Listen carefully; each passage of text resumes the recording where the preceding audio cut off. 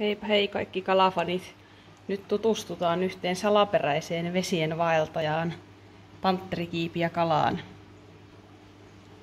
Videon tähti on vedenalainen ujo ninja, joka on yllättävä novela. Akvaarion James Bond elää hiljaiseloa kasvien seassa vaanien. Hitaanoloinen liikkuminen ja arka luonne hämäävät.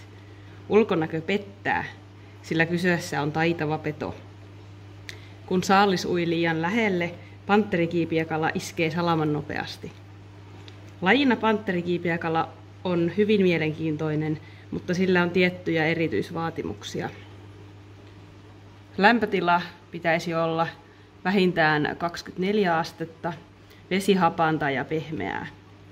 Akvaariossa pitää olla paljon kasvillisuutta ja piilopaikkoja, eikä virtaus saa olla liian kova.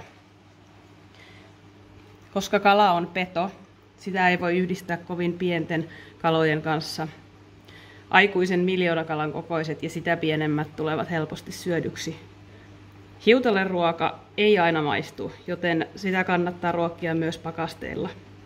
Jos akvaariossa on muita kaloja, niin ruoat kannattaa ripotella akvaarion molemmista päistä, niin pantterikiipiäkalat ehtivät myös syömään. Vähän lähteistä riippuen pantterikiipiäkala voi kasvaa akvaariossa noin 15-senttiseksi. Sillä on kiduskansissa sahalaitaiset reunat, joita pitää varoa, jos kalaa pyydystetään. Sahalaitaiset kiduskannet saattavat tarttua haaviin. Jos näin käy, kalan täytyy antaa rauhassa vapauttaa itsensä.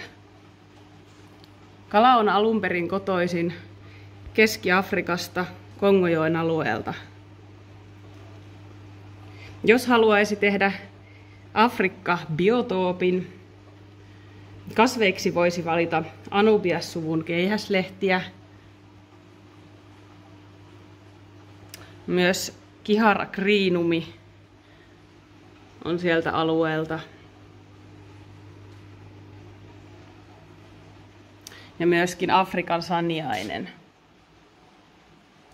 Kaloiksi voisi valita Kongon tetroja esimerkiksi, tai perhoskaloja, Synodontis ripsimonneja, Kongon lasimonneja.